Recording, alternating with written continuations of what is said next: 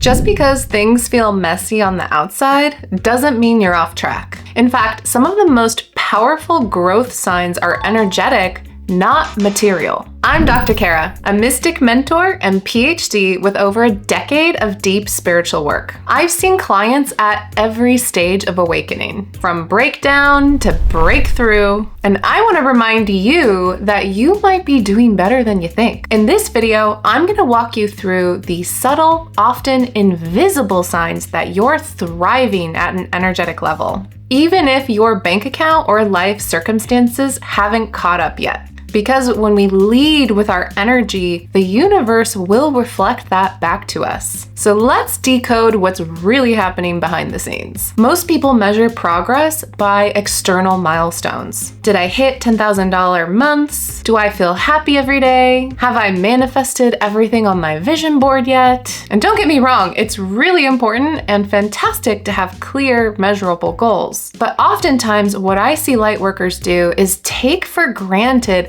all of the inner work that they're doing to improve their lives. And the most powerful shifts come from our inner work. When we start to tune our frequency and our energy to a higher frequency path, oftentimes we'll see that reflect back into our lives, but subtle changes can be really big. Energetic or inner progress doesn't always get the glamorous validation that a lot of external manifestations do. Oftentimes, this can look like energetic discomfort, emotional breakdowns, or even just processing our fears. But working through this discomfort and understanding what the progress signs are at an inner level is super important and just as valid as all of those other external manifestations. So here are 7 signs that I want you to look out for to know that you are evolving and on the path of high frequency. Number 1, you're feeling more sensitive. As we go throughout life, we are constantly bombarded by noise and toxicity. Throughout my 20s, I didn't realize how much of my life I was numbing myself or being fully desensitized to what was going on in my environment. For example, I was getting a lot of signals from my body or my energy field that things were off or I wasn't in a good place. In fact, I often would shut down my emotions and not even allow myself to feel things. And if I did feel something that was uncomfortable, I didn't spend too much dwelling on it or even allow myself to express that in a healthy way. Combine this with desensitization mechanisms like drugs, alcohol, lack of exercise, entertainment like television, etc.,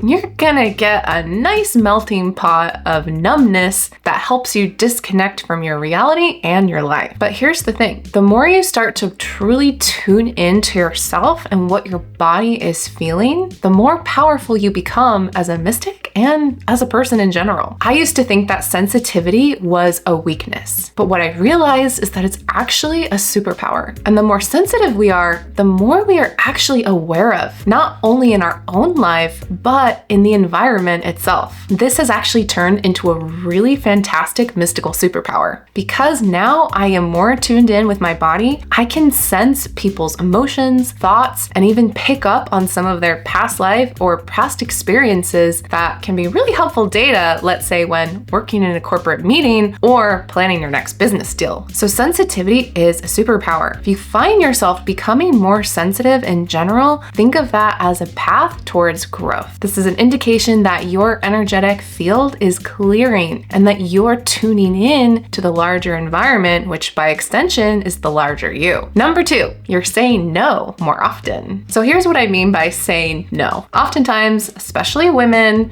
we are under a lot of pressure to say yes to everything, whether it's projects, relationships, social engagements, or even what to eat for that day. We're under a lot of pressure to just be compliant and to say yes so that our feelings don't get hurt or we don't hurt the feelings of someone else because we care what they think about us. But a really healthy sign of personal inner growth is having a set of personal boundaries. And boundaries can come in many different flavors and sets of experiences. experiences. It could be something really simple like saying, nope, I'm not hungry right now, to nope, I'm going to draw a professional boundary here. And all of this is an indication that your energetic discernment is rising. When we say yes to everything, especially if we don't put any conscious thought behind it, or even ask ourselves if we even want to do that thing, this can be a form of energy leaking or even vampirism.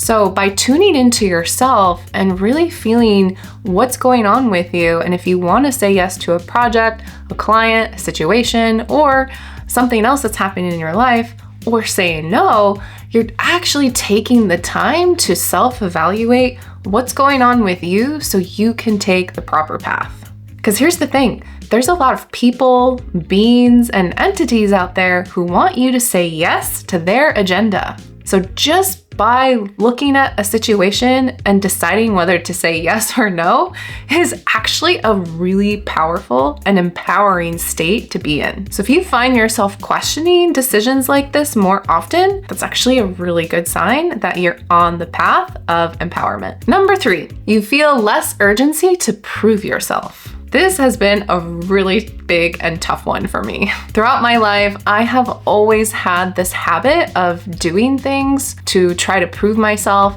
validate my self-worth, or just going along with what's happening so that people will like me. These are all signs of an injured or unhealthy ego. But when we are coming from a place of core self-strength, we don't actually need to external our validation to other people. In fact, when we are solid and strong in ourselves, we are much more able to take on the world in whatever way that means. I've also noticed that depending on what phase of life you're in, you might not be as susceptible to this. But I know when I was in my 20s, I would pretty much say yes to anything that my friends were doing because I wanted to be cool and to fit in. At a career level, I would also try to prove myself in a lot of external ways, whether it was through my PhD, proving that my research and ideas were valid, or in my career, showing and proving to others that I had value and worth in the company itself. These can be really slippery slopes because if we're putting our personal self-worth in the validation of others, that can totally backfire. I think most people often struggle with this. I know I have, and I'm still working on it to this day. But this is why looking at the signs of a maturing ego is so important, because often even subtle changes about how we react or respond to a situation through our ego can be a really good indication that we're making progress and we're on the right track. So I'll give you an example. Oftentimes when I see a friend get triggered or upset about something, that will trigger me because for some reason I think it's my fault or I have to do something to fix the situation and make it better for them. But over time, especially as I'm doing my personal growth and self-development work, I found that I don't have to necessarily fix their problems for them or prove myself to them in a way that puts me in a good light. Because at the end of the day, I know that I'm making progress, I'm doing the best that I can, and I might not be perfect all the time, but I can also use that as feedback to grow and get better. So if you see ways in your life where you're trying to prove yourself less and less, but still have that solid core strength within yourself, this is a really good sign that you're on the right track and going towards emotional, egoic maturity. Number 4, you're drawn to nature. At a fundamental level, humans are not separate from nature. Especially if you live in a Western society, it's really easy to think that somehow we're different or not a part of Gaia and the environment in where we live. But here's the thing, we are surrounded by Gaia all the time. Even if you live in one of the densest, most populated cities on the planet, you are still filled and surrounded by Gaia. I mean, think about it. Every item that you are surrounded by has literally been made from the elements of Gaia, whether it's plastic, metal, or even cell phones and electricity. All of those components are the essence of Gaia. Even just knowing that we are within the atmosphere on the surface of the earth, we are literally inside inside the planet. We're not separate from our environment, but we often get stuck in this illusion and thinking that the environment is somewhere outside of us, or literally outside of our building or our room. The more you raise your frequency, the more you'll start to see and realize that you aren't separate from your environment or even the planet and the universe itself. So this is something I personally have struggled with, seeing that I am not separate from my environment or the universe itself. A lot of spiritual practices will teach that we are all one and there's an illusion of separation. And theoretically, I kind of get it, but I haven't really fully experienced it, or at least I have chosen not to remember what that experience is like. But one positive sign that I have seen is that over the course of my life, especially as I pursue this path of empowerment and enlightenment, I am drawn more and more to my environment and nature in general. In fact, I feel a strengthening in my relationship with my houseplants, my dog, or my yard. Expand beyond that to my local community and my environment where I live, and I feel a really strong connection in a way that I've never experienced before previously in my life. So this is a sign that not only is our awareness expanding, but it's actually tuning into that more authentic, healthy state, which is natural to the human collective. And that's where we aren't separate from nature. We realize we are part of Gaia and the orchestrations of all of the species that inhabit this planet,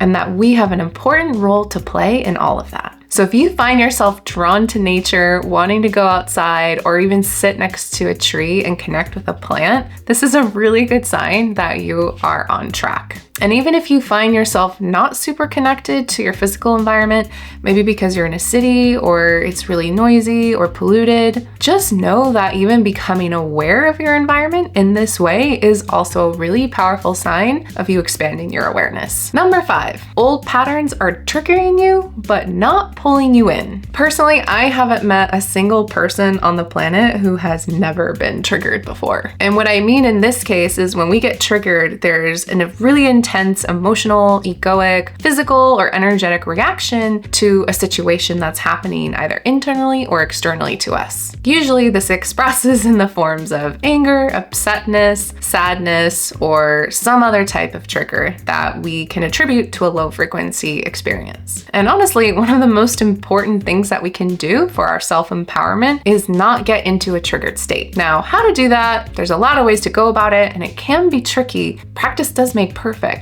But that's the key. Just becoming aware of the patterns that are triggering you and choosing not to engage or indulge in them is an amazing sign that you are on track. So for example, yesterday I was talking to a friend and she had said something that triggered a really big egoic reaction in me. Immediately I felt like, I don't want to do that, and who said I was going to collaborate with you or whatever. But here's what happened.